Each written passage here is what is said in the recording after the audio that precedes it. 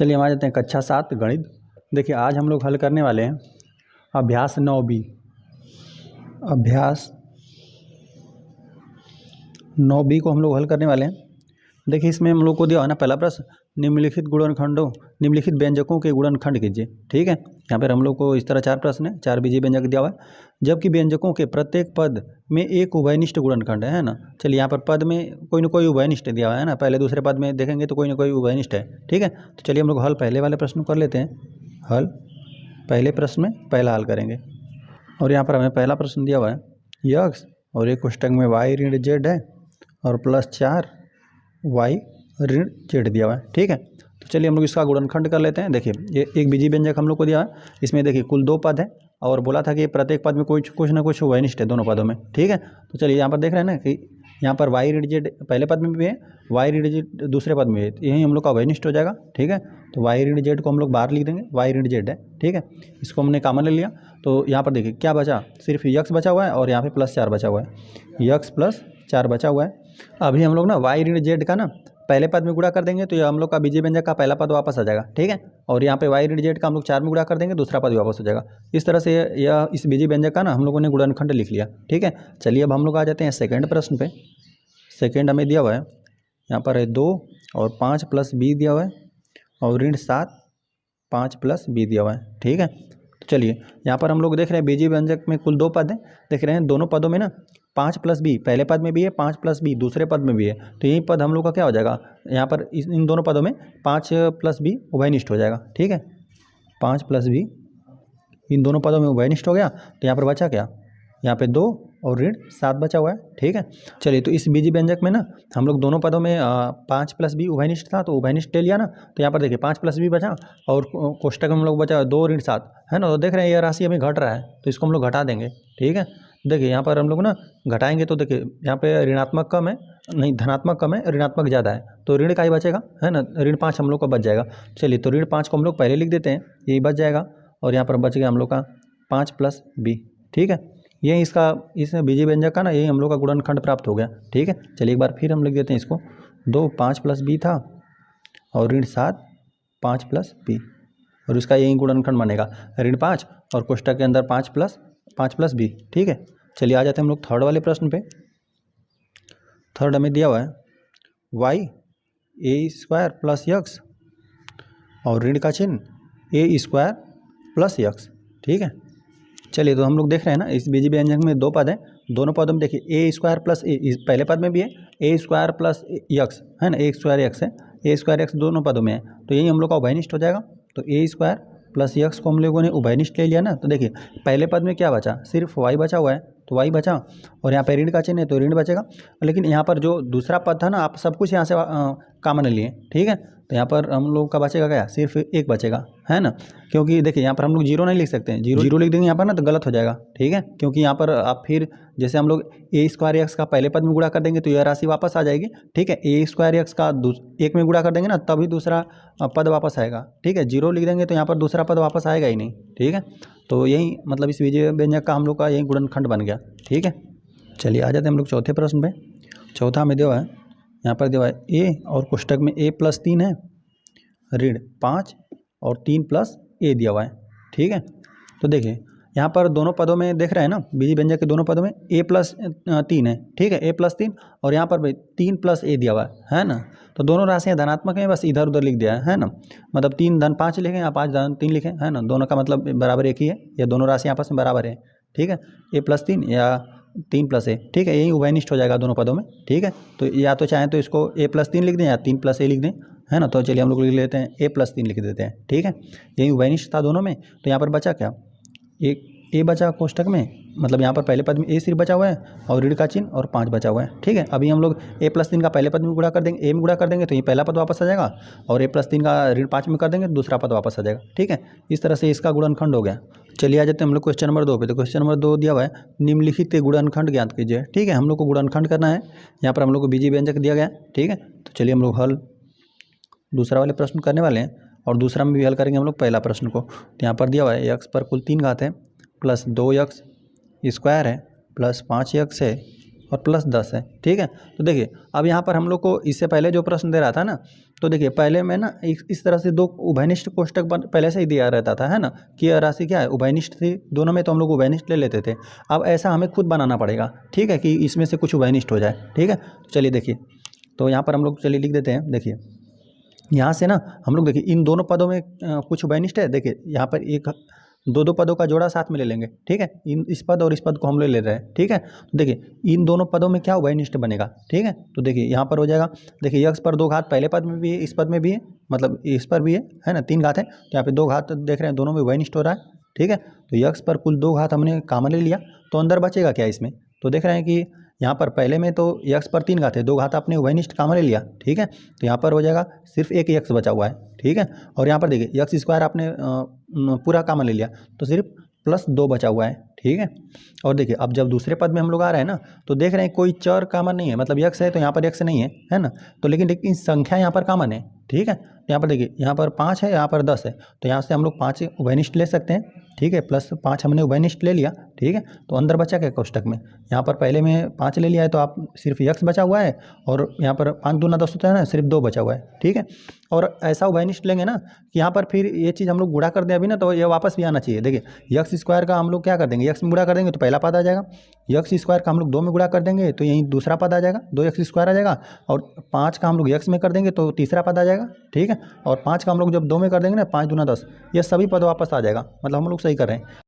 और गुणनखंड करते हुए ये चीज़ का भी ध्यान देंगे ना, इस बात का भी कि देखिए जो हम लोग का यक्स प्लस 2 कोष्टक बन रहा है ना, यक्स प्लस 2 पहले पद में भी बने, अब दूसरा पद में, अब कुल हम लोग पास 2 ही पद है, ठीक है, एक पद या एक पद या, देख रहे हैं यक्स प्लस 2 अब इस पद में भी आ गया, इस पद में भी आ गया, ठीक है। तो हम लोग क्या कर लें, यक्स प्लस 2 उभयनिष्ठ ले लेते हैं, ठीक है। तो यहाँ पर अंदर क्या बचा, यक्स स्क्वायर और प्लस 5 बचा, ठीक है। अभी हम लोग ना इनका आपस में गुणा कर देंगे ना, तो यही चीज़ फिर वापस आ जाएगा, ठीक है। अब यह गुणनखंड के रूप में हमने लिख दिया, ठीक है। तो एक बार यहाँ पर हम लोग लिख देते हैं यक्स पर 3 घात plus 2 x square plus 5 x, ठीक है, प्लस 10, ठीक है। इस तरह से हमें 4 पद दिया था बीजी व्यंजक में, हमने दोनों पदों का दो पदों को साथ में ले लिया, ठीक है। इसमें से यक्स स्क्वायर कॉमन था, तो यक्स स्क्वायर हमने कॉमन ले लिया, तो यक्स प्लस 2 बचा, ठीक है। और यहाँ पे दूसरे पद में हम लोगों ने देखा ना, तीसरे और चौथे पद में यहाँ पे 5 कॉमन था, तो हमने 5 ले लिया, तो एक्स प्लस 2 बचा, ठीक है। अब देख रहे थे एक्स प्लस 2 पहले पद में भी है, दूसरे पद में हम लोगों ने कॉमन ले लिया, तो यही हम लोग का गुणनखंड बन गया, ठीक है, इस बीजी व्यंजक का यक्स प्लस 2 और एक कोष्टक में यक्स स्क्वायर प्लस 5, ये इसका गुणनखंड बन गया, ठीक है। चलिए आ जाते हम लोग सेकेंड वाले प्रश्न पे। सेकेंड हमें दिया हुआ है ना 3 ए यक्स दिया हुआ है और ऋण 6 यक्स वाई दिया हुआ है, और प्लस 8 बी वाई और ऋण 4 ए बी दिया हुआ है, ठीक है। चलिए तो यहाँ पर देख रहे हैं ना हम लोग, चलिए इन्हीं दोनों को साथ साथ में ले लेते हैं, ठीक है। इन दोनों में देख लेते हैं क्या कॉमन बना है उभयनिष्ठ, ठीक है। तो देखिए यहाँ पर यक्स है और यहाँ पर भी यक्स है, दोनों में यक्स है, और यहाँ पर 3 है और यहाँ पर भी 3 दूना 6 हो जाएगा, ठीक है, 2 बचेगा, ठीक है। देखिए यहाँ पर उभयनिष्ठ बना, 3 तो बन रहा है और यक्स भी बन रहा है, ठीक है। तो 3 यक्स जब यहाँ से हम लोग ले लेंगे तो सिर्फ यक्स बचा हुआ है, मतलब ए बचा हुआ है, ठीक है, सिर्फ ए बचेगा। और जब यहाँ पे 3 दूना 6, मतलब यहाँ पर अब बचेगा हम लोग को ऋण का चिन्ह, ऋण चिन्हों का भी ध्यान देंगे, ऋण बचेगा, और 3 दूना 6 मतलब 2 बचेगा, ठीक है। और यहाँ पर यक्स तो हमने कॉमन ले लिया, सिर्फ वाई बचा हुआ है। चलिए तो इस तरह से हमने दोनों पदों में ना यहाँ पे 3 एक्स कॉमन लिया, तो यहाँ पर ए बचा पहले पद में, और दूसरे में 3 एक्स कॉमन ले लिया, तो यहाँ पर बचा हम लोग को 2 वाई बचा, ठीक है। और ऋण का चिन्ह तो रहेगा ही बीच में इनके। चलिए अभी हम लोग इसमें फिर गुणा कर देंगे पुनः ना, तो 3 ए एक्स पहला आ जाएगा, और देखिए जब यहाँ पर करेंगे 3 दूना 6 हो जाएगा, और फिर एक्स और वाई आ जाएगा, ठीक है। यह दोनों पद फिर वापस आ जाएंगे, ठीक है। अब चलिए इन दोनों पदों में हम लोग देख रहे हैं क्या उभयनिष्ठ बन रहा है, ठीक है। तो यहाँ पर चलिए यहाँ पर प्लस तो रहेगा ही, और देखिए यहाँ पर कितना बन रहा है, यहाँ पे देख रहे हैं 4 दोनों में आ जाएगा, है ना, 4 दूना 8 हो जाएगा, 4 हो जाएगा। और देख रहे हैं बी है वो दोनों में है, मतलब इन दोनों पदों में, ठीक है। तो चलिए 4 बी को हम लोग कॉमन ले रहे हैं, तो 4 दूना 8 2 बचेगा, और यहाँ पर बचेगा 4 दूना 8 हो गया, तो और बी भी हमने उभयनिष्ठ ले लिया है, तो सिर्फ वाई बचेगा, 2 वाई बचा, ठीक है। और ऋण का चिन्ह तो रहेगा ही, ठीक है, ऋण का चिन्ह, और 4 और बी हमने कॉमन ले लिया है, तो सिर्फ ए बचा हुआ है, ठीक है। तो चलिए अब देख रहे हैं ना, देखिए क्या हम लोग का जो दोनों कोष्टक बना ना, क्या ए ऋण 2 वाई, यहाँ पे ए ऋण 2 वाई दोनों उभयनिष्ठ बन रहा है, नहीं बन रहा है, क्योंकि यहाँ पर देखिए यहाँ पर ए ऋण 2 वाई है, यहाँ पर 2 वाई ऋण है, तो हम लोग क्या कर लें, ऋण भी कॉमन ले लेते हैं, ठीक है। 3 यक्स ए ऋण 2 वाई, ठीक है। और यहाँ पर ऋण हम लोग लिख देते हैं 4 बी, ठीक है। और यहाँ पर कितना, यहाँ पर अब ए वाला धनात्मक हो जाएगा और ऋण 2y ऋणात्मक हो जाएगा। ठीक है, हमने ऋण क्यों कॉमन लिया, देखिए अभी यहाँ पर धन है, ठीक है, तो यहाँ पर इस तरह से कुछ है, अभी ऋण क्या कर देगा, जो कोष्टक के अंदर की राशि है ना उनका दोनों का चिन्ह चेंज करेगा। तो देखिए यहाँ पे ऋण का जब हम लोग प्रवेश कराएंगे ना, तो यहाँ पे यह जो ए है वह ऋणात्मक हो जाएगा, ऋण फिर वापस आ जाएगा, और जो यहाँ पे ऋण है ना, और ऋण ऋण का जब गुणा होगा 2y में, तो यहाँ धन y हो जाएगा, तो यहाँ पर धनात्मक ए हो जाएगा। ठीक है, फिर वहीं वापस आ जाएगा। लेकिन अब देखिए हम लोग का यहाँ उभयनिष्ठ बन रहा है दोनों पदों में, यहाँ पे ए ऋण 2y उभयनिष्ठ बन रहा है। ठीक है, तो हम लोग इसको उभयनिष्ठ ले लेते हैं, तो यहाँ पर हो जाएगा ए ऋण 2y उभयनिष्ठ हो गया, और यहाँ पे दूसरे कोष्टक में हम लोग का क्या बचा, 3x है और ऋण 4b है। ठीक है, यही इस बीजी व्यंजक का यही इसका गुणनखंड हो गया। ठीक है, चलिए एक बार हम लोग फिर से इसको नोट कर देते हैं, ax ऋण 6 xy प्लस 8by ऋण 4ab था। चलिए यहाँ पर भी एक बार लिख देते हैं, 3ax ऋण 6xy प्लस 8by ऋण 4ab। ठीक है, देखिए तो इस तरह से हमें बीजी व्यंजक दिया था, हमने दो पदों को साथ में ले लिया। ठीक है, तो यहाँ पे पहले पद में से पहले और दूसरे पद में कॉमन था 3 और x, तो 3x हमने कॉमन ले लिया, जो बचा उसको हम लोगों ने कोष्टक में लिया। और देखिए तीसरे और चौथे पद में हम लोगों ने देखा कि 4b कॉमन बन रहा था, 4b तो हमने कॉमन लिया, तो यहाँ पे 2y ऋण a बचा। ठीक है, तो देख रहे थे कि जो हम लोग इसमें कॉमन लेना चाहें तो नहीं ले सकते हैं, है ना, क्योंकि यहाँ पर a धनात्मक में, a यहाँ ऋणात्मक में, और यहाँ पे ऋणात्मक में 2y था, यहाँ पे धनात्मक में 2y था, तो हम लोगों ने फिर ऋण कॉमन ले लिया। ठीक है, ऋण कॉमन ले लिया, तो इसका क्या कर दिया, कोष्टक के अंदर जो भी था उसका चिन्ह चेंज कर दिया इसका। ठीक है, तो जो धनात्मक था उसको ऋणात्मक कर दिया, जो ऋणात्मक था उसको धनात्मक कर दिया। ठीक है, अब आराम से उभयनिष्ठ बन रहा था, तो उभयनिष्ठ हमने ले लिया, तो 3x ऋण 4b बचा। ठीक है, और यही इस बीजी व्यंजक का यही गुणनखंड हो गया। चलिए आ जाते हैं हम लोग थर्ड वाले प्रश्न पे। थर्ड हमें दिया हुआ है ax square plus cx square plus a y square. ठीक है, y स्क्वायर दिया हुआ है, और ऋण by स्क्वायर और ऋण bx square plus cy square दिया हुआ है। ठीक है, तो चलिए अगर यहाँ पर आप चाहें ना, तो देखिए दोनों दो यदि हम अपना पहला और दूसरा पद को जोड़ा बनाएं। ठीक है, तो देख रहे हैं यहाँ पर एक्स स्क्वायर है, फिर वाई स्क्वायर, मतलब यहाँ पर भी दोनों में भी एक्स स्क्वायर है, तो यहाँ से तो हम लोग उभयनिष्ठ ले लेंगे, लेकिन ए सी बचेगा, लेकिन दूसरे पद में फिर ए सी नहीं बचेगा, फिर आपने वाई स्क्वायर यहाँ से दूसरे पद में और तीसरे और चौथे पद में कॉमन ले लेंगे वाई स्क्वायर ना, तो फिर आपका ए प्लस सी नहीं बचेगा, तो उभयनिष्ठ नहीं कर पाएंगे आप। ठीक है, तो चलिए तो हम लोग देखिए एक्स स्क्वायर का जो पद है ना उस सबको हम लोग एक तरफ लिख देते हैं। ठीक है, एक्स स्क्वायर, और देख रहे हैं यहाँ पर एक्स स्क्वायर है। ठीक है, और यहाँ पर एक्स स्क्वायर है, और बाकी इन सबको हम लोग जो वाई स्क्वायर का पद है उसको हम लोग एक साथ लिख देंगे। ठीक है, चलिए यहाँ से हम लोग हल करते हैं। देखिए ए एक्स स्क्वायर को हमने साथ में लिख लिया प्लस सी एक्स स्क्वायर और ऋण बी, यहाँ पे ऋण बी एक्स स्क्वायर है। ठीक है, चलिए यहाँ पर ना हमने एक्स स्क्वायर के सभी पदों को एक साथ लिख दिया। ठीक है, अब चलिए अब जो वाई स्क्वायर का पद है उसको हम लोग सभी को एक साथ लिख दें। देखिए यहाँ पर है ए वाई स्क्वायर, ठीक है, इसको हमने लिख दिया, और फिर यहाँ पर ये बचा हुआ है। ठीक है, चलिए हम लोग लिख देते हैं ऋण बी वाई स्क्वायर। ठीक है, और यहाँ पर बचा हुआ है प्लस सी वाई स्क्वायर। ठीक है, सी वाई स्क्वायर। चलिए यहाँ पर हम लोग देख रहे हैं इन तीनों पद में, पहले दूसरे और तीसरे पद में। ठीक है, एक्स स्क्वायर उभयनिष्ठ है, तो हम लोग एक्स स्क्वायर को उभयनिष्ठ कर लेते हैं, और अंदर बचेगा क्या, ए बचेगा पहले पद में, दूसरे पद में आपका सी बचा हुआ है प्लस सी, और तीसरे पद में आपको ऋण बी बचा हुआ है। ठीक है, और देखिए और देख रहे हैं यहाँ पे वाई स्क्वायर है। ठीक है, यहाँ पे सब वाई स्क्वायर का पद है, तो देख रहे हैं कि वाई स्क्वायर तीनों में उभयनिष्ठ है ना, तो हम लोग चलिए प्लस लिख देते हैं, वाई स्क्वायर उभयनिष्ठ लिख देते हैं। ठीक है, तो यहाँ पर पहले पद में बचेगा ए बचा हुआ है, यहाँ पर ऋण बी बचा हुआ है, यहाँ पे प्लस सी बचा हुआ है। तो यहाँ पर देखिए पहले पद में यहाँ पर वाई स्क्वायर के तीनों पदों में ना वाई स्क्वायर हमने उभयनिष्ठ ले लिया, तो पहले पद में ए बचा, दूसरे में ऋण बी, और तीसरे में प्लस सी बचा। ठीक है, यही हम लोगों ने कॉमन ले लिया, तो आप देख रहे हैं ना कि देखिए ए प्लस सी ऋण बी, ए प्लस सी ऋण बी। ठीक है, यहाँ पर देख रहे हैं दोनों चीज़ सेम ही लिखा हुआ है। ठीक है, देखिए ए है और ऋण बी है। ठीक है, और सी है, तो ए है और यहाँ पर ऋण बी है और सी है। ठीक है, यहाँ पर दोनों राशि क्या है, यहाँ उभयनिष्ठ है। ठीक है, तो चलिए इसको हम लोग उभयनिष्ठ ले लेते हैं, तो ए चलिए और ऋण बी को फिर लिख देते हैं हम लोग पहले, ऋण बी और यहाँ पे प्लस सी। ठीक है, ए ऋण बी और प्लस सी, ए ऋण बी और प्लस सी, ये दोनों पदों में उभयनिष्ठ था, तो हमने इसको कॉमन ले लिया। ठीक है, उभयनिष्ठ कर दिया, और देखिए और फिर एक्स स्क्वायर और प्लस वाई स्क्वायर बचा। ठीक है, एक्स स्क्वायर पहले पद में बचा हुआ है और दूसरे पद में वाई स्क्वायर बचा हुआ है। ठीक है, तो यही उसका इस बीजी व्यंजक का ना गुणनखंड यही हम लोग का बनेगा। ठीक है, चलिए एक बार हम पूरा इसको लिख देते हैं, एक्स स्क्वायर प्लस सी एक्स स्क्वायर प्लस ए वाई स्क्वायर ऋण बी वाई स्क्वायर ऋण बी एक्स स्क्वायर और प्लस सी स्क्वायर है, सी वाई स्क्वायर है। ठीक है, इसका हम लोगों ने गुणनखंड किया तो हम लोग को यही मिला ना, ए ऋण बी प्लस सी और X square plus Y square. ठीक है, और देखिए यहाँ पर आप दो दो का करके एक बार हम चलिए आपको करके दिखाते हैं। देखिए यहाँ पर यदि आप दो दो का जोड़ा बना कर लेना चाहें ना, चलिए एक बार हम करके दिखाते हैं। ए एक्स स्क्वायर प्लस सी एक्स स्क्वायर प्लस ए वाई स्क्वायर है और ऋण बी वाई स्क्वायर ऋण बी एक्स स्क्वायर प्लस सी वाई स्क्वायर। ठीक है, यदि आप दो दो पद लेना चाहते हैं, यहाँ पर इन दोनों दो पद बना कर लेना चाहते हैं ना, तो देखिए यहाँ से इन दोनों पदों में एक्स स्क्वायर तो उभयनिष्ठ है, तो एक्स स्क्वायर हम लोग उभयनिष्ठ ले लेंगे तो बचेगा क्या अंदर, ए प्लस सी बचा। ठीक है, ए प्लस सी बचा। चलिए अब यहाँ पर देख रहे हैं वाई स्क्वायर उभयनिष्ठ है दूसरे और तीसरे और चौथे पद में। ठीक है, तो यहाँ पर अगर हम वाई स्क्वायर उभयनिष्ठ ले लेते हैं ना, तो ए ऋण बी बचेगा, ए ऋण बी बचेगा। ठीक है, और यहाँ पर कुछ उभयनिष्ठ ही नहीं बन पा रहा है ना, इन दोनों में अब कुछ उभयनिष्ठ ही नहीं बना। ठीक है, तो देख रहे हैं कि यहाँ पर उभयनिष्ठ ही नहीं बन पा रहा है। ठीक है, और देखिए आपको ना ऐसे हम लोग को मतलब जो भी कोष्टक हम लोग दो पद बनाकर काम ले रहे हैं ना, उभयनिष्ठ ले रहे हैं, तो ऐसा हम लोग को प्रश्न दिया रहेगा ना, तो हम लोग को खुद ही बनाना पड़ेगा। ठीक है, हम लोगों ने इस तरह से प्रश्न दिया था, एक्स स्क्वायर का पद यहाँ पर और एक यहाँ पर दिया था, तो हम लोग पहले इसको साथ में हमने बनाया, और फिर वाई स्क्वायर का पद यहाँ पे एक यहाँ पे दिया था, तो हम लोगों ने इसको साथ में बनाया। ठीक है, और बाकी एक्स स्क्वायर यहाँ पे उभयनिष्ठ था तो कॉमन ले लिया, और यहाँ पर वाई स्क्वायर उभयनिष्ठ था तो कॉमन ले लिया। तो कॉमन लेने के बाद देख रहे थे जो राशि यहाँ पर बच रही थी वही राशि यहाँ पर बच रही थी, तो हम लोगों ने इसको क्या कर लिया, उभयनिष्ठ ले लिया, तो X square plus Y square दूसरे कोष्टक में बचा।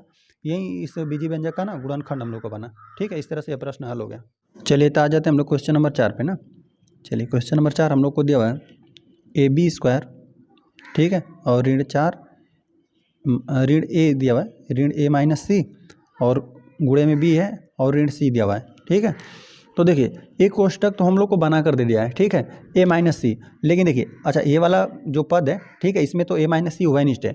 क्या जब जो शेष दो बच रहे हैं दो पद है ना, ए स्क्वायर प्लस बी, ए स्क्वायर बी और ऋण सी, इन दोनों पदों को हम लोग मिलाकर यहाँ पे ए ऋण बी हम लोग नहीं प्राप्त कर सकते, ए ऋण सी हम लोग प्राप्त नहीं कर सकते हैं, है ना, क्योंकि देखिए इस पद और इस पद में ना उभयनिष्ठ ही नहीं है कुछ।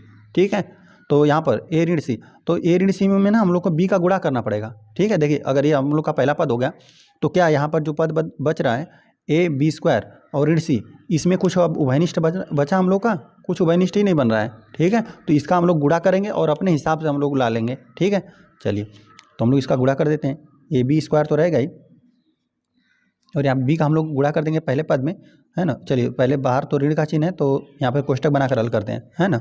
अब चलिए बी का हम लोग गुणा कर देंगे, तो यहाँ पर ए बी हो जाएगा और यहाँ पर ऋण सी भी हो जाएगा। ठीक है, कोष्टक बंद, और ऋण सी हो जाएगा, और चलिए यहाँ पर हो जाएगा ए बी स्क्वायर। अब ऋण क्या कर देगा, दोनों को चिन्ह चेंज करेगा। ठीक है, यहाँ पे ऋण ए बी कर देगा इसको, और यहाँ पे ऋण ऋण था तो इसको धनात्मक कर देगा, धन सी भी कर देगा, और ऋण सी हो गया। ठीक है, अब चलिए इन देख रहे हैं, अब इन दोनों पदों को हम लोग साथ साथ में ले लेंगे। ठीक है, इस पद को इस पद को।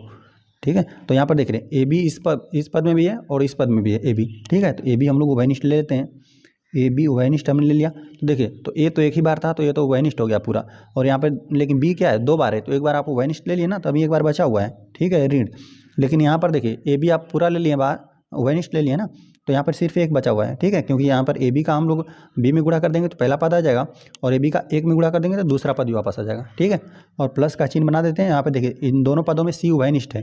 ठीक है, तो सी को हम लोग उभयनिष्ठ ले लेते हैं, तो यहाँ पर देखिए बी बचा पहले पद में, और दूसरे पद में कितना, हमने सी पूरा ले लिया उभयनिष्ठ, तो यहाँ पे ऋण एक ही बचेगा। ठीक है, अब देखिए यहाँ पर जो हम लोग का पहला पद और दूसरा पद में देख रहे हैं ना, यहीं पर ये जो गुणनखंड है ऋण बी ऋण एक, ठीक है, ये वाला उभयनिष्ठ बन रहा है। ठीक है, तो इसको हम लोग उभयनिष्ठ कर देते हैं।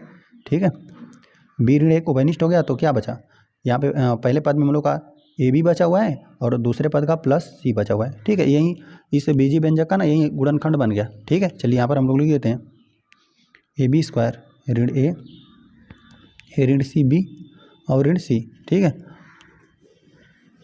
और इसका गुणनखंड बना बी ऋण एक और ए बी प्लस सी। ठीक है, देखिए इस तरह से हमें एक बीजी व्यंजक दिया था। ठीक है, तो यहाँ पर ए ऋण सी दे दिया था कोष्टक में। ठीक है, तो देख रहे थे कि इसको छोड़कर ना इन दोनों पदों में कुछ कॉमन नहीं बन रहा था। ठीक है, तो यहाँ पर कोष्टक यह कॉमन नहीं बन पाएगा। ए ऋण सी यहाँ पर देख रहे हैं ना, ए ऋण सी यहाँ पर उभयनिष्ठ नहीं है, या एक गुणनखंड नहीं है ए ऋण सी। ठीक है, देख रहे हैं ये आ भी नहीं रहा है। ठीक है, तो हम लोगों ने बी का इस कोष्टक के अंदर गुणा कर दिया, ठीक है, और गुणा करके फिर इन दोनों को साथ में हम ले लिया, ठीक है। गुणा करने पर यही आया था और फिर ऋण अभी बाहर बचा हुआ था, ठीक है। तो ऋण था तो दोनों का कोष्टक के अंदर चिन्ह चेंज कर दिया और चेंज करने के बाद हम लोगों ने इस तरह से 4 पद बन गया। दो पदों को हम लोगों ने साथ में ले लिया।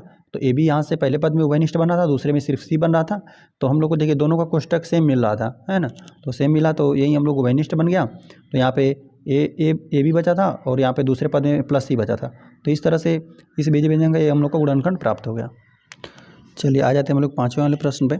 5वां में दिया हुआ है पी स्क्वायर क्यू दिया हुआ है और ऋण पी आर स्क्वायर दिया हुआ है, ऋण पी क्यू और प्लस आर स्क्वायर दिया हुआ है, ठीक है। चलिए तो हम लोग देख रहे हैं ना, देखिए इन दोनों को हम लोग साथ में ले लेते हैं, इन दोनों को साथ में ले लिया, इस दोनों को साथ में ले लिया, ठीक है। चलिए हम लोग देख रहे हैं कि उभयनिष्ठ बन रहा है कि नहीं। देखिए यहाँ पर देखिए पी इसमें भी है, पी इसमें भी है ना। पी के अलावा और कुछ इन दोनों पदों में काम उभयनिष्ठ नहीं है, ठीक है। तो यहाँ पर पी हमने उभयनिष्ठ ले लिया, ठीक है। तो अब देखिए बचा क्या, यहाँ पर 2 बार पी था तो एक तो पी बचेगा ही, ठीक है, और एक क्यों तो इसी तरह से रह जाएगा, है ना, क्योंकि सिर्फ हम लोग का पी उभयनिष्ठ था।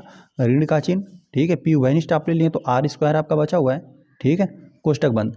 तो देखिए जितना आपका कोष्टक है ना वो सेम चीज़ आपको यहाँ पर दिया हुआ है, ठीक है, लेकिन बस चिन्हों का अंतर है। यहाँ पे ऋणात्मक है तो यह धनात्मक है, तो यहाँ पे यह धनात्मक बना तो यह ऋणात्मक है, ठीक है। तो हम लोग चलिए यहाँ से हम लोग ना ऋण 1 कॉमन ले लेते हैं, यहाँ से ऋण 1 उभयनिष्ठ कर देंगे यहाँ से, ठीक है। ऋण 1 जब उभयनिष्ठ होगा तो इन दोनों का क्या हो जाएगा, अब कोष्टक के अंदर हम लोग लिखेंगे ना, इन दोनों का चिन्ह चेंज हो जाएगा, ठीक है। जो धनात्मक है उसको ऋणात्मक कर देंगे, जो ऋणात्मक है उसको धनात्मक कर देंगे। देखो पी क्यों हो जाएगा, वो हम लोग का धनात्मक हो जाएगा, धनात्मक पी क्यू, और यह आर स्क्वायर क्या हो जाएगा, हम लोग का ऋणात्मक हो जाएगा, ठीक है। हम लोगों ने इसको इस प्रकार से क्यों किया, ताकि यहाँ पर दोनों कोष्टक हम लोग का सेम ही मिले, ठीक है। पी क्यू ऋण आर स्क्वायर पहले पद में मिला, अब पी क्यू ऋण आर स्क्वायर दोनों पद में मिल गया। देखिए अभी ना आप ऋण 1 का ना इसमें कोष्टक के अंदर प्रवेश करा देंगे, मतलब ऋण 1 का कोष्टक के अंदर दोनों पदों में गुणा कर देंगे ना, तो यहाँ पे ऋण पी क्यू भी आ जाएगा वापस, और ऋण देखिए ऋण क्या हो जाएगा, आर स्क्वायर धनात्मक हो जाएगा, दोनों का चिन्ह चेंज हो जाएगा। यह धनात्मक पी क्यू है तो ये ऋणात्मक हो जाएगा, यहाँ पे ऋणात्मक है तो यह क्या कर देगा, ऋण इसको धनात्मक कर देगा, तो ये फिर वापस भी आ जाएगा, ठीक है। लेकिन अब देख रहे हैं कि इन दोनों पदों में हम लोग को पी क्यू ऋण आर स्क्वायर उभयनिष्ठ बन रहा है, ठीक है। तो इसको हम लोग उभयनिष्ठ ले लेते हैं, पी क्यू ऋण आर स्क्वायर उभयनिष्ठ हो गया। तो देख रहे हैं कोष्टक के अंदर पी बचा हुआ है और यहाँ पे ऋण 1 बचा हुआ है, पी ऋण 1। अभी इसको हम लोग इसमें पहले पद में गुणा कर देंगे तो यह वापस आ जाएगा, और फिर इसका पी क्यू ऋण आर स्क्वायर का 1 में गुणा कर देंगे तो यह वापस आ जाएगा, ठीक है। फिर पी का हम लोग पी क्यू में गुणा कर देंगे तो यह पहला पद आ जाएगा, और पी का हम लोग आर स्क्वायर में गुणा कर देंगे तो दूसरा पद आ जाएगा, और ऋण 1 का जब पहले और दूसरे पद में गुणा कर देंगे तो यह पूरी राशि जो हम लोग की थी, जो हम लोग का प्रश्न था बीजीय व्यंजक, ये वापस आ जाएगा, ठीक है। अब यही हम लोग का इसका गुणनखंड बना, ठीक है, यही बना पी क्यू ऋण आर स्क्वायर और एक कोष्टक में पी ऋण 1, ठीक है। चलिए इसको हम लोग एक बार फिर लिख देते हैं, पी स्क्वायर क्यू ऋण पी आर स्क्वायर ऋण P Q plus R square, ठीक है। इस तरह से प्रश्न हल हो गया। चलिए आ जाते क्वेश्चन नंबर 3 पे। तो क्वेश्चन नंबर 3 हम लोग को दिया हुआ है व्यंजक 50x स्क्वायर, ठीक है। इस तरह से हमें एक व्यंजक दिया हुआ है, ठीक है, का गुणनखंड कीजिए, ठीक, गुणनखंड हम लोग कर देंगे, और x बराबर 1 रखना है, x बराबर y, मतलब x बराबर 1 y बराबर 2 तो हो तो दिए गए व्यंजक के गुणनखंड का मान ज्ञात कीजिए। पहले हम लोग इसका गुणनखंड करेंगे, जो भी गुणनखंड आएगा उसमें x बराबर 1 और y बराबर 2 रख के हम लोग जो भी वैल्यू आएगा उसको ज्ञात करेंगे, ठीक है। चलिए हम लोग हल तीसरा वाले प्रश्न करने वाले हैं, और जो भी हम लोग को बीजी व्यंजक दिया हुआ है ना उसको हम लोग पहले एक बार नोट करते हैं। 50x स्क्वायर और y दिया हुआ है गुणे में, और 10 y स्क्वायर x, ठीक है, और प्लस 30 x y और प्लस 6 y स्क्वायर, ठीक है। चलिए तो इसका हम लोग जब इसका हम लोग गुणनखंड करना चाहें ना, देखिए तो इन दोनों को हम लोग साथ में ले लेते हैं। देखिए इन दोनों को साथ में हमने ले लिया, ठीक है। अब इन दोनों को हम लोग साथ में ले लेते हैं, देखते हैं क्या क्या उभयनिष्ठ बन रहा है, ठीक है। तो यहाँ पर देखिए 10 तो उभयनिष्ठ बन जाएगा, क्योंकि 10 से अभी राशि विभाजित है, 10 से 10 10 5 50 हो जाएगा, ठीक है। 10 से उभयनिष्ठ है, और यक्स इसमें भी है और यक्स इसमें भी है, ठीक है, और वाई इसमें भी है, वाई इसमें भी है। तो यहाँ पे 10 और यक्स भी उभयनिष्ठ बना और वाई भी, ठीक है।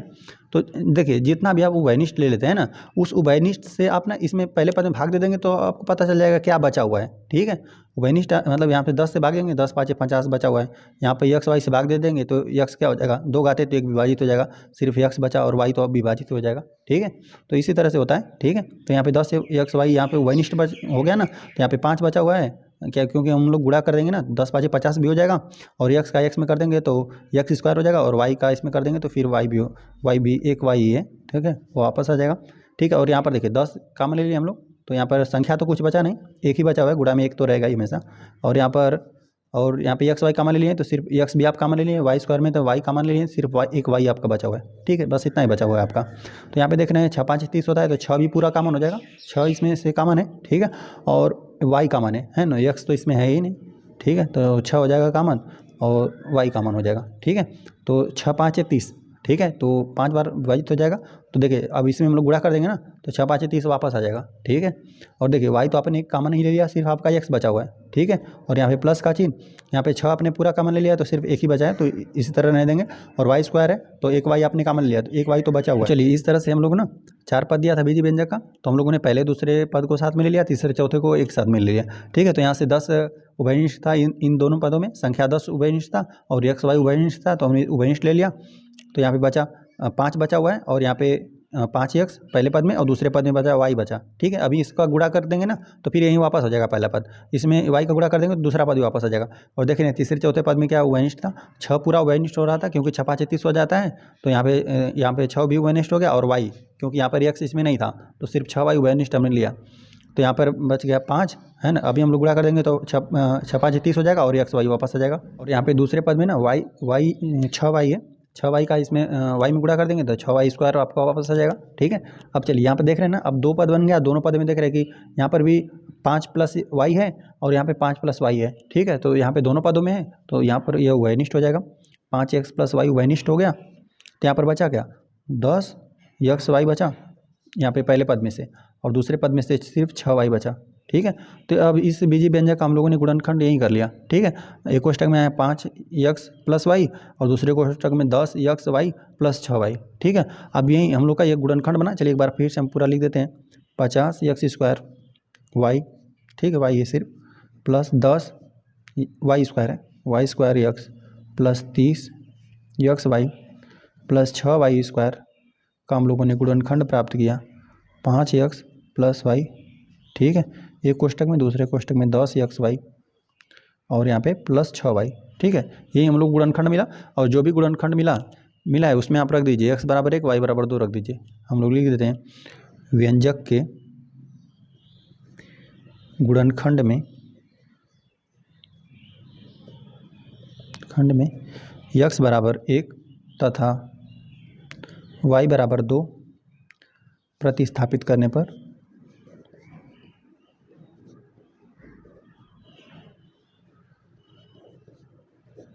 ठीक है।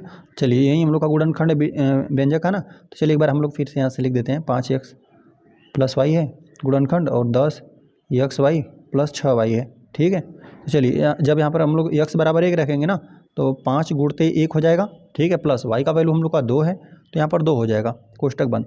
यहाँ पर हो जाएगा 10 तो रहेगा ही, और एक्स का वैल्यू हम लोग को 1 रखना है तो यह तो 1 इसी तरह से रह जाएगा, लेकिन वाई का वैल्यू हम लोग को 2 रखना है तो 2 प्लस 6 हो जाएगा। ठीक है, और वाई का वैल्यू कितना है, 2 है तो 6 गुणते 2 हो गया। ठीक है, चलिए हम लोग इसको करते हैं, तो 5 का 1 में गुणा कर देंगे तो 5 ही हो जाएगा। ठीक है, 5 × 5 प्लस 2। ठीक है, और यहाँ पे 10 का 1 में गुणा करेंगे 10 ही रह जाएगा, 10 का 2 में करेंगे 10 दूना कितना 20 हो जाएगा। और यहाँ पे 6 में आप 6 में 2 का गुणा कर देंगे ना, 6 दूना 12, यहाँ पर यह 12 हो गया। ठीक है, अब चलिए यहाँ पे 5 में 2 जोड़ देंगे तो आपका 7 आ जाएगा। ठीक है, 7 गुणते यहाँ पे 20 में आप 12 जोड़ देंगे तो ये आपका 32 हो जाएगा। ठीक है, यहाँ पे इकाई के स्थान पर 2 आ जाएगा और दाई के स्थान पर आपका 3 आ जाएगा। ठीक है, अब 32 में हम लोग 7 का गुणा कर दे रहे हैं। ठीक है, तो देखिए चलिए यही हम लोग कर रहे हैं, तो यहाँ पर आ गया। देखिए 7 दूना 14 को 4 हाथ में लगा 1 और 7 लिखे 21 1 22, यही आ रहा है 224 आ रहा है। जो बीजी व्यंजक का गुणनखंड था उसमें हमने x बराबर 1 और y बराबर 2 प्रतिस्थापित कर दिया तो यह कितना 224 आ रहा है। ठीक है, चलिए यहाँ पर हम लोग के उत्तर में ना, यहाँ पर इस 2y को ना देखिए 2y जो था ना, इसमें भी था, इसमें भी था, इसमें सब में y तो कॉमन नहीं था। ठीक है, और 2 भी साथ में कॉमन था, क्योंकि यहाँ पे देखिए 50 भी 2 से विभाजित है, यहाँ पे 10 भी 2 से विभाजित है, 30 भी 2 से विभाजित है, ये अभी 6 भी। ठीक है, तो यहाँ पे 2y कॉमन ले लिया हम लोग का उत्तर में। ठीक है, तो चलिए हम लोग इसको हम लोगों ने हल कर दिया ना, तो हम लोग को तो यहाँ पर हम लोग कॉमन नहीं ले सकते। ठीक है, क्योंकि यहाँ पर हम लोग इसको हल कर चुके हैं। ठीक है, जिस तरह से ये प्रश्न दिया था, देखिए बाकी हम लोग यहाँ पर कॉमन ले लेते हैं। देखिए यहाँ पे 10 एक्स वाई है और यहाँ पे 6 एक्स वाई है। ठीक है, तो हम लोग इसी जगह पे लिख देते हैं। ठीक है, देखिए 2y अगर यहाँ से आप कॉमन ले लेंगे ना, चलिए 2y को हम लोग यहाँ पे लिख देते हैं, तो यहाँ पे क्या बचेगा, चलिए जो बचा है वही हम लोग पहले लिख देते हैं। देखिए 10 में आपने 2 कॉमन ले लिया ना तो 5 बचेगा। ठीक है, 5 दूना 10, 5 बचा, और यहाँ पर बचा आपका, आपने y कॉमन ले लिया, ठीक है, क्योंकि y दोनों में था, तो सिर्फ 5x बचा हुआ है, ठीक है, 5x यहाँ पे बचा। और यहाँ पर बचा 2 आपने कॉमन ले लिया, तो आपका 3 दूना 6, तो 3, और y तो आपने कॉमन नहीं ले लिया है, ठीक है, तो यही बचेगा। और प्लस ये आपका जो बचा हुआ है 5x प्लस y, ठीक है, इस तरह से भी इसको लिख देंगे, या फिर चाहें तो यहाँ पे शुरुआत में ही कॉमन ले लेंगे, ठीक है। बाकी हमने इस तरह से हल कर दिया। चलिए एक बार ना हम 2y कॉमन लेकर भी आपको हल करके दिखा देते हैं। देखिए यहाँ पर दिया हुआ है ना, सब में देखिए y तो सब में है, ठीक है, और तो और देखिए और 2 भी कॉमन है, ठीक है, क्योंकि यहाँ पे चलिए हम कॉमन सीधा ले लेते हैं। 2y यदि आप कॉमन ले लेंगे ना, तो यहाँ पे सब में आप 2y से भाग दे देंगे, तो देखिए यहाँ पर 25 हो जाएगा, यहाँ पर बचा 25, और यहाँ पर आपने y कॉमन लिया है तो x स्क्वायर बचा हुआ है, ठीक है। यहाँ पे 5 दूना 10 मतलब 5 बचा हुआ है, और y तो अपनी कॉमन ले लिया तो सिर्फ x y बचा हुआ है यहाँ पे, ठीक है, x को हमने पहले लिख दिया, y बचा हुआ है, ठीक है। प्लस यहाँ पर आपने 2 कॉमन लिया ना, तो 15 बचा, 15 दूना 30 हो गया, और आपने y कॉमन लिया तो सिर्फ x बचा, ठीक है। और यहाँ पे प्लस का चिन्ह, और यहाँ पे देखिए यहाँ पे 3 दूना 6, तो यहाँ पे 3 है ना, 2 आपने सब में से कॉमन ले लिया और एक y भी, तो अब हम लोग का इतना बचा, ठीक है, 2y हमने सब में से कॉमन ले लिया। चलिए एक बार और देखिए, अब इसको हम लोग इसको और इसको साथ में ले लेते हैं, ठीक है। देखिए हम लोग साथ में लेंगे ना, तो देखिए यहाँ से 5 भी कॉमन है, ठीक है, 5 भी, और साथ में x भी कॉमन है, तो 5x यहाँ पे हम लोग कॉमन ले लेंगे, तो यहाँ पे 5 5 25, 5 बचेगा और एक ही x बचेगा, क्योंकि आपने x कॉमन ले लिया है। 5x से कॉमन ले लिया तो सिर्फ y बचा है, प्लस y बचा हुआ है, ठीक है। और यहाँ पे देख रहे हैं कि 3 भी कॉमन है, 3 5 15 होता है ना, 3 भी कॉमन हो जाएगा, और बस सिर्फ 3 ही कॉमन है, यहाँ पे 3 कॉमन है, और कोष्टक के अंदर 3 5 15, तो 5 बचेगा, और x भी बचेगा, प्लस 3 कॉमन ले लिया है, तो यहाँ पे y बचा हुआ है, ठीक है, कोष्टक बंद। यहाँ पे 2y बाहर रहेगा, ठीक है। तो अब देखिए यहाँ पे दोनों कोष्टक में आपको यहाँ पे कॉमन दिख गया, ठीक है, 5x plus Y, 5x plus Y यहाँ पर भी दोनों जगह है, तो 5x प्लस वाई है कोष्टक में कॉमन। और देखिए यहाँ पर अब बचा क्या हम लोग का, यही बचा 5x ये बचा, और प्लस 3, ठीक है, यही आ जाएगा, ठीक है। यही हम लोग का इस तरह से गुणनखंड बनेगा, ठीक है, जो कि यहीं आया, ठीक है। बाकी हमने इसको लिख दिया, इस तरह से हल कर दिया, यह प्रश्न हम लोग का हल हो गया।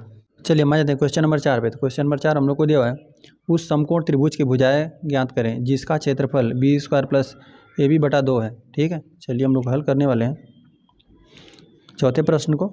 चलिए पहले हम लोग ना एक त्रिभुज बना लेते हैं यहाँ पे। चलिए तो यहाँ पर हमने एक समकोण त्रिभुज बना लिया, यहाँ पर ये 90 अंश का कोण है, ठीक है। इस त्रिभुज का क्षेत्रफल दिया हुआ है हम लोग को, ठीक है। तो हम लोग देखिए, और यहाँ पर चलिए पहले हम लोग फार्मूला इसको लिख लेते हैं, समकोण त्रिभुज का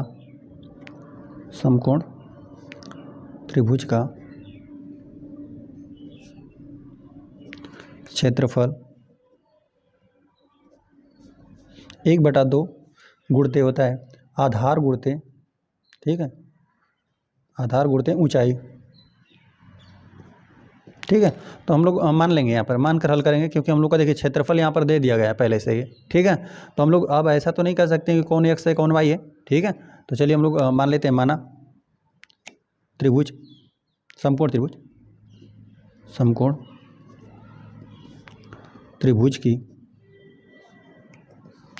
त्रिभुज की भुजाएं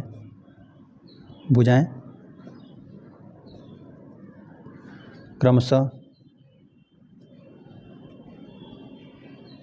x, y हैं, ठीक है। हम लोग इसी तरह से मान लेते हैं, इसमें से कोई भी आधार हो सकता है, आधार मतलब यह, ठीक है, इसको आधार कहते हैं, ठीक है। चलिए यहाँ पर लिख देते हैं हम आधार, और यह होता है हम लोग का ऊंचाई। हम लोग मान लेते हैं कोई ABC त्रिभुज था, जो समकोण त्रिभुज था, ठीक है। और यहाँ पर इसका हम लोग को दोनों भुजाएं ज्ञात करना है ना, x y हम लोग को ज्ञात करना है, हम लोगों ने मान लिया, ठीक है।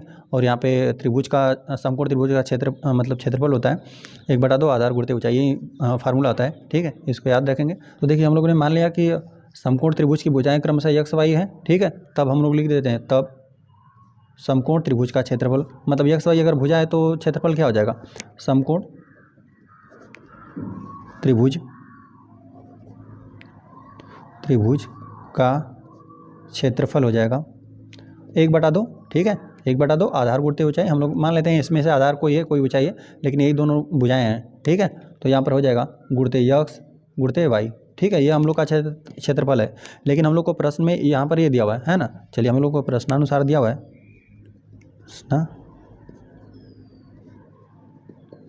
हमें दिया हुआ है कि समकोण त्रिभुज का क्षेत्रफल हमें दिया हुआ है,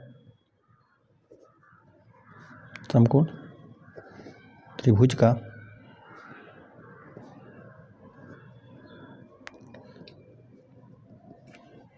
दिया हुआ है b² प्लस AB ठीक है, और बटा 2 दिया हुआ है। ठीक है, तो देखिए दोनों मतलब हम लोग ये एक्स वाई माने हैं, इसी समकोण त्रिभुज का भुजा माने हैं। ठीक है, और इसी का क्षेत्रफल हम लोग को इतना दिया हुआ है ना, और लेकिन हम लोगों ने जो एक्स वाई भुजा मानकर निकाला क्षेत्रफल, तो हम लोग का ये आ रहा है। तो यह दोनों आपस में क्या होगा, बराबर ही होगा। ठीक है, यह दोनों राशि तो आपस में बराबर ही है। ठीक है, यह भी इसी त्रिभुज का क्षेत्रफल है, बस हम लोगों ने एक्स वाई मान लिया है, और यहाँ पे पहले से ही क्षेत्रफल जो आया हुआ है वो हम लोग को दिया हुआ है। तो ठीक है, तो यह दोनों आपस में बराबर ही होगा, 1/2 है ना, गुणते हम लोग लिख देते हैं यक्स गुणते वाई। ठीक है, क्योंकि दोनों इसी त्रिभुज का क्षेत्रफल है। ठीक है, बराबर b² प्लस AB/2। ठीक है, तो चलिए हम लोग को एक्स वाई का वैल्यू याद करना है। तो देखिए यहाँ पर चलिए इसको हम लोग थोड़ा सा हल करते हैं। देखिए यक्स गुणते वाई क्या हो जाएगा, देखिए यहाँ पर यह भागा में 2 है ना, बराबर को उधर हम लोग गुणा में भेज देते हैं। ठीक है, गुणा में हो जाएगा, और यहाँ पर हो जाएगा गुणे में b² प्लस AB। ठीक है, यह तो रहेगा ही। चलिए इसको हम लोग अब कोष्टक में लिख देते हैं। चलिए, और बटा 2 दिया हुआ है। ठीक है, तो यहाँ पर 2 अंश और हर में दोनों क्या हो जाएगा, आपस में विभाजित हो जाएगा। तो एक्स वाई बराबर आ गया आपका। ठीक है, यहाँ पे b² प्लस AB। ठीक है, चलिए तो एक्स वाई हम लोग लिख देते हैं। देखिए यहाँ से ना इन दोनों पदों में ना b दोनों पदों में है। ठीक है, तो क्या हो जाएगा, b हम लोग का उभयनिष्ठ हो जाएगा। तो b हम लोग यदि कॉमन ले रहे हैं ना, तो यहाँ पर क्या बचा, यहाँ पर हो जाएगा 2 बार है इसमें, तो यहाँ पर 1 बार b बच जाएगा, प्लस पहले पद में से b कॉमन हो गया, और दूसरे पद में से हम लोगों ने b कॉमन ले लेंगे तो सिर्फ a बचेगा। ठीक है, देखिए इस तरह से जो हम लोग का समकोण त्रिभुज है ना, उसका जैसे कि आधार और लंबाई का गुणनफल हमने इस तरह से लिखा है एक्स वाई, तो इसी तरह से यह भी हम लोग का तो यही तो है, यह भी तो त्रिभुज का क्षेत्रफल ही था। यह भी क्या है, इसका आधार और ऊंचाई का गुणनफल ही है। ठीक है, एक हो सकता है कोई इसमें से आधार हो गया, यह आधार हो गया तो यह ऊंचाई है, यह ऊंचाई है तो यह आधार है, और इसमें भी यही हो सकता है यह आधार है यक्स, तो वाई ऊंचाई है। ठीक है, अगर वाई ऊंचाई है तो यह आधार है। ठीक है, तो ये हम लोग का दोनों बना। ठीक है, एक बन जाएगा b और एक बन जाएगा b प्लस a। ठीक है, अतः हम लोग लिख देते हैं, अतः समकोण त्रिभुज की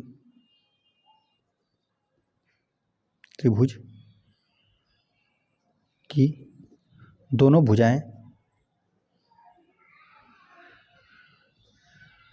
एक है हो जाएगा b, और कामा एक हो जाएगा b प्लस a है। हम लोग ये नहीं बता सकते इसमें से कौन है आधार है, कौन ऊंचाई है। ठीक है, तो देखिए इस तरह से हमें प्रश्न दिया था ना, एक समकोण त्रिभुज का हम लोग को क्षेत्रफल दे दिया था। ठीक है, समकोण त्रिभुज का क्षेत्रफल हम लोग को b² प्लस AB/2 दिया था। ठीक है, तो हम लोगों ने मान लिया कि हम लोगों ने इस तरह से एक समकोण त्रिभुज बना दिया।